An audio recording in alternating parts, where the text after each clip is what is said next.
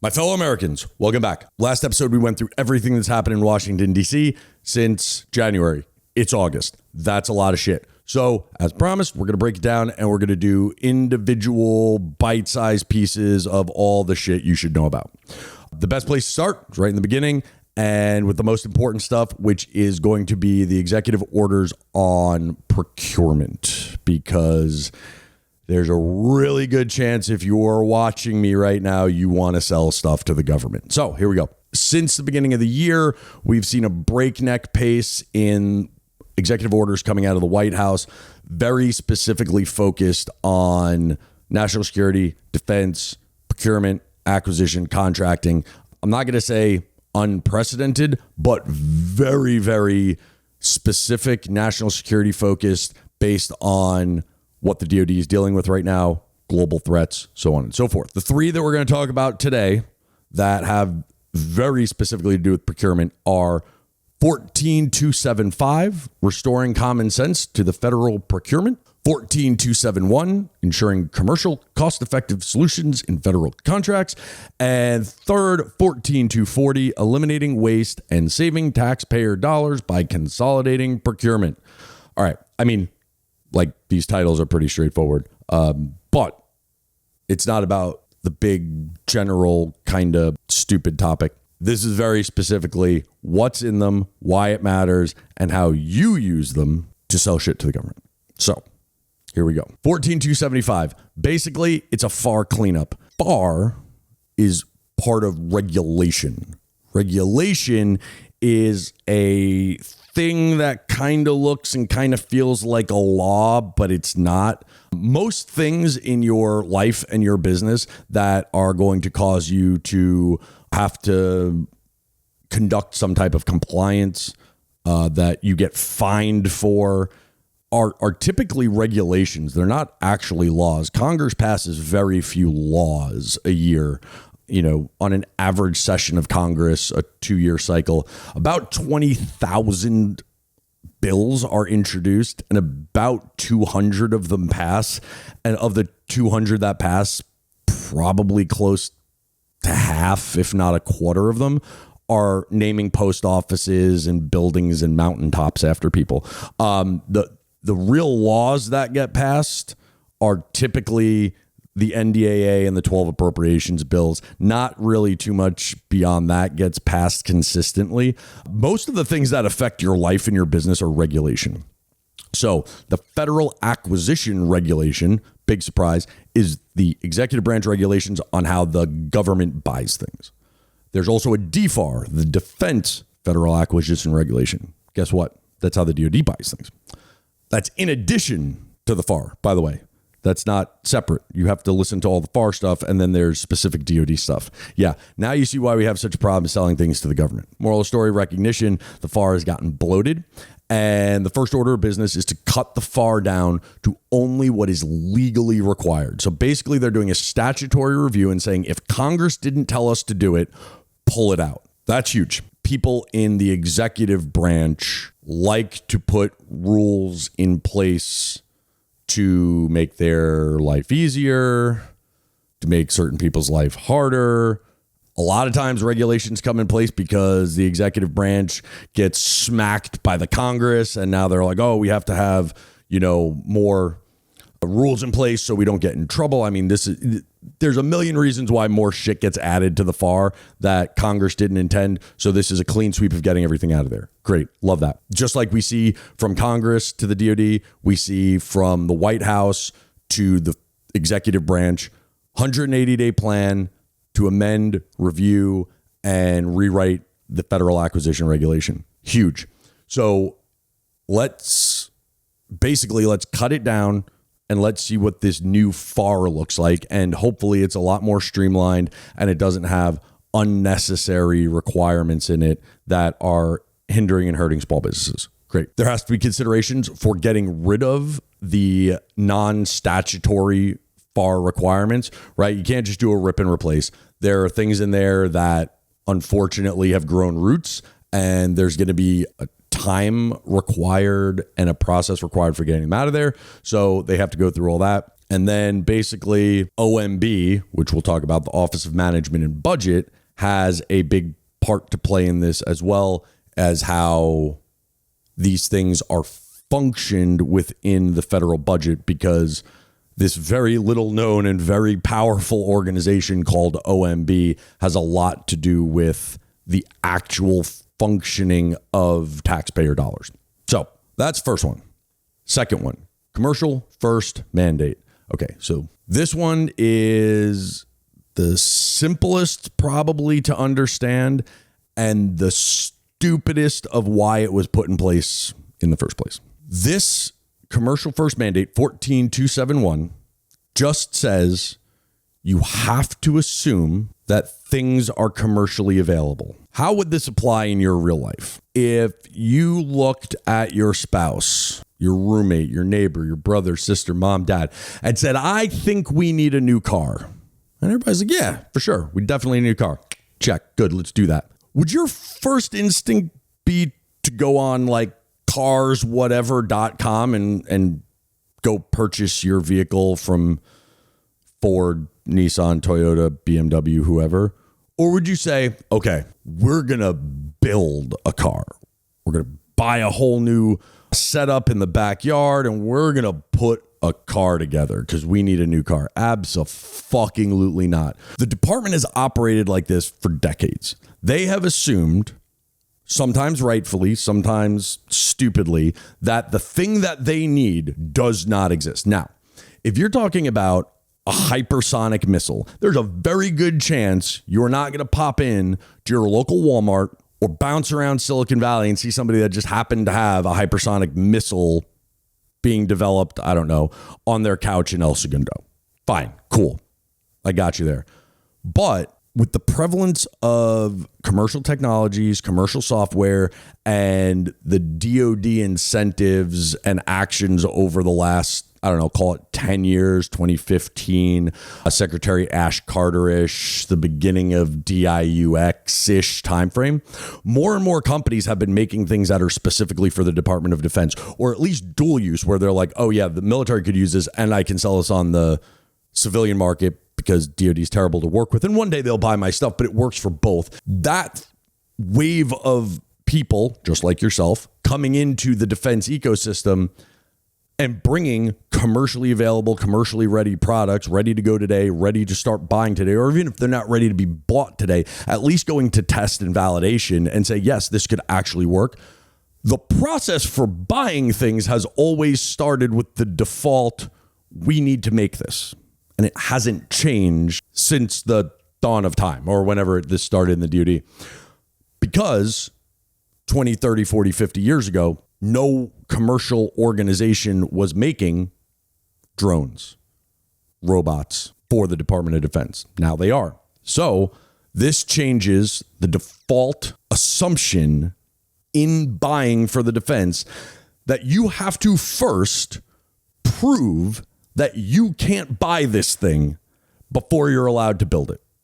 This is so easy to understand and such a no-brainer, yet this has been such a struggle to get across the finish line for so many reasons. But Commercial First Mandate 14271 basically says agencies must buy commercial products if they are available to the maximum extent practicable, which is a $10 word for in every case possible. Basically, this EO sets out a 60-day requirement that the executive branch needs to go through all of their non-commercial purchases, all their acquisitions, all their contracts, and justify why they didn't just go to you to buy the thing. If it's developed inside the government, in a government lab, by the government through an FFRDC or an organization that has, made their business around building very one-off bespoke things for the government, that's a wrap now. They're going out to the commercial market and saying, does this thing exist? And if it does, that's where we're buying it. The idea that today in 2025, the government would develop a drone is ridiculous. There are so many drone manufacturers in the US that have jumped through the regulatory and statutory hurdles of NDAA and other EO compliance that there is no reason ever again, short of like a drone spaceship probably, that the government would have anything to do with developing that item. They should just be buying it from you. I have not heard of a drone spaceship yet, so if you're going to go build one of those, let me know. All right. Finally, GSA consolidation. GSA is the largest clearinghouse of contracts and things in the government. The General Services Agency, I think that's right, buys pens, papers, desks, butts in seats contractors. They do huge contracting actions where they have like billion-dollar contracts that, you know, service providers that clean federal buildings go on. 14240 says find all that shit that is being bought, whether they be products or services, in the rest of the federal government and align them under GSA. We all know from like Econ 101, there's economies of scale. It's very real right now that the Army is paying a different price than the Navy for printer paper. And it's also very real that the GSA is probably buying it for pennies on the dollar in volume. And once we consolidate all those things, now the GSA will get the best price for the dollar because of scale, and the DoD and the military services can stop worrying about how to buy paper, and their contracting officers can get back to buying tanks, missiles, and drones and not figuring out who cleans their offices. By the way, if you have like a Marine in your office, it should probably be them. But if you don't, and you're a fancy pants civilian and you need cleaners, you should be contracting through GSA. Basically, bottom line for this one, there is EO guidance, there's OMB guidance, and there is soon to come FAR guidance.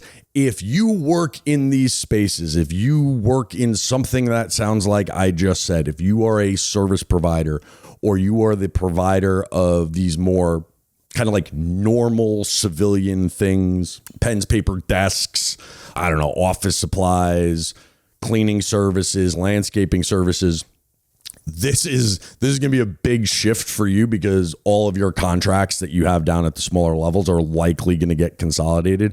What does that mean? I don't know, but we know that this movement is afoot because the president is a businessman and he understands economies of scale and the ability to negotiate when you're bringing $1 billion to the table with your vendors rather than 10,000 here, 10,000 here, 10,000 here. Okay. So basically, why does this matter? Faster pathways to awards, right?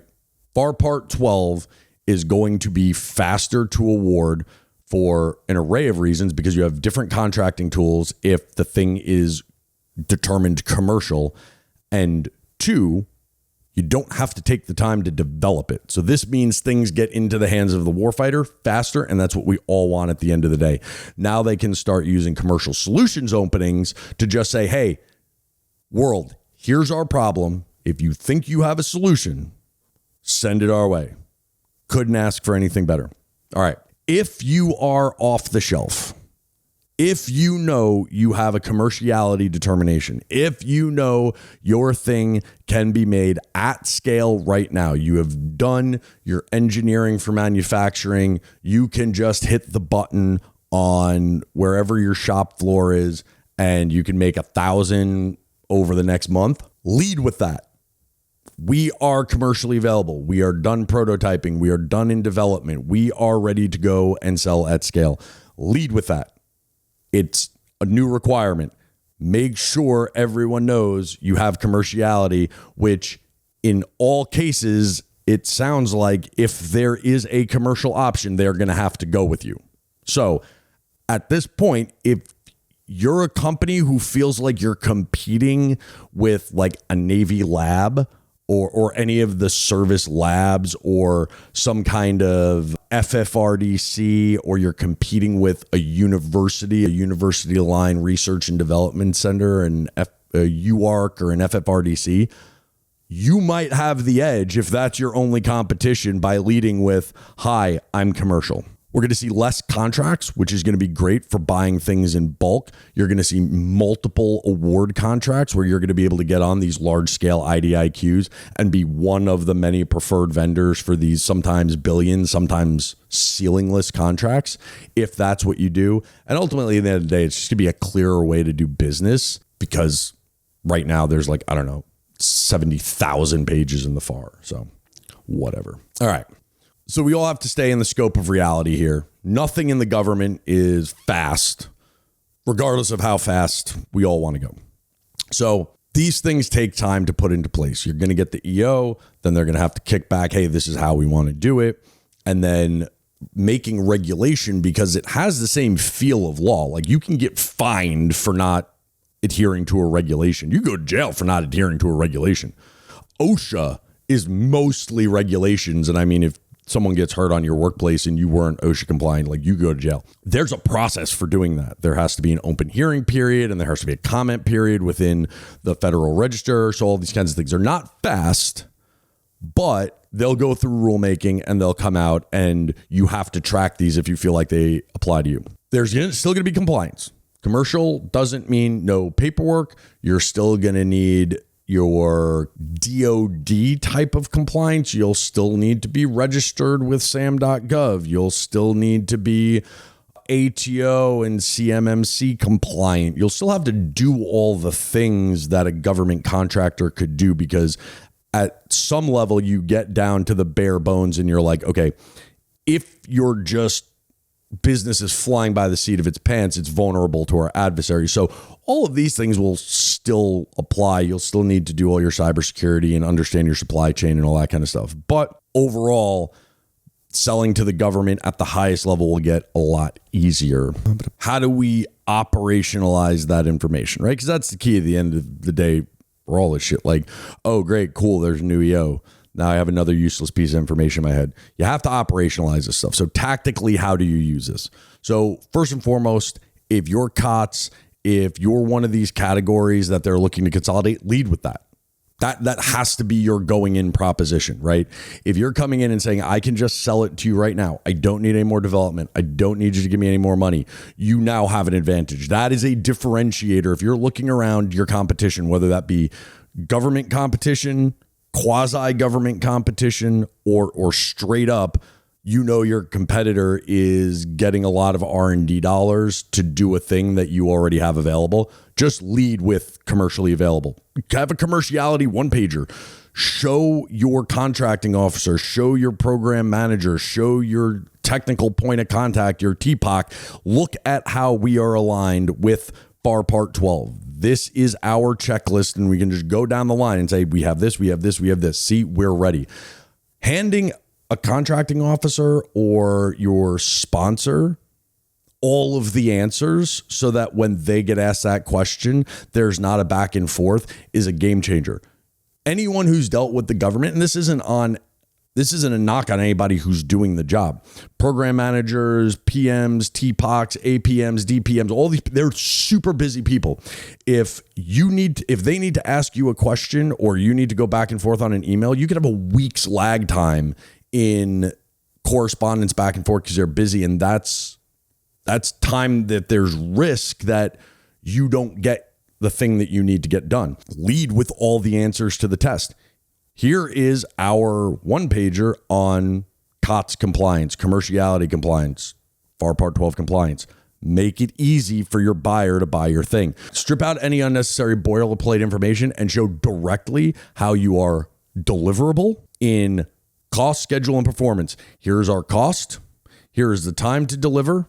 And this is what you're going to get. Make it very easy so that person can say, oh, that fits into the timelines of when I need the thing, and I can get the quantity that I need in the timeline. If you want to see the best example of this, the Army just put out a proposal that said, if you could make 10,000 drones per year at $2,000 a pop, let us know. That's what this looks like, right? There's no, what parts and pieces or what's your roadmap? No. It's like, can you make 10,000 drones? Yes. The next thing that's going to happen is they're going to do CMMC, probably cybersecurity. They're going to look at an ATO. They're probably going to make sure you're NDAA compliant. But besides that, if you check all those boxes, which by the way, if you do have an ATO, CMMC, and you are NDAA compliant, you should also have a one pager that says that, hey, here's all the answers to the test. They're just like, if you meet all of these criteria, like just sell us your thing. That's what we want. That's what that looks like. And then finally, like, lead with this, target this. And if you know you're in one of these categories that's going to be prime for centralization in the GSA, start talking to them right now, right? Start going to them right now. Everybody's working out their implementation right now, how they're going to actually shape their organization to these new executive orders. But just lean in right now. If you don't have a POC at the GSA and it looks like your thing is going to go to the GSA, that's probably your next phone call. So, I mean, just to wrap this up, bottom line, make it easy for your buyer. Give them the answers to the test. We're commercial, we're compliant, ATO, CMMC, we're NDA compliant if you're a drone or whatever else regulatory hurdles that you know aren't going away. Lead with that. We are good. Here's our checklist. We've done the work. Give them the background documentation and do it now, right? Because even though the directives, the FAR updates haven't come out yet, they are churning on that right now. And guess what? The world doesn't stop because a new policy requires implementation. There are still contract solicitations that are closing today, tomorrow, this week, next week. And they're leaning into this. This is going into their calculus because they're not going to award something today that they know they're going to run into a buzzsaw a month from now for cutting that award. So they're leaning into how they're considering this right now. Meet them where they are and just lead with that. Update your materials, update your website, write the one pagers. And even if your solicitation's closing next week, lead with all this shit because one, it makes their life easier, and two, shows that you know what you're doing. So that's it. EO's on procurement. EOs will be in the links. Any other kind of references and documents that could help out will be below. Everything will be linked. Get smarter, get better, sell more shit.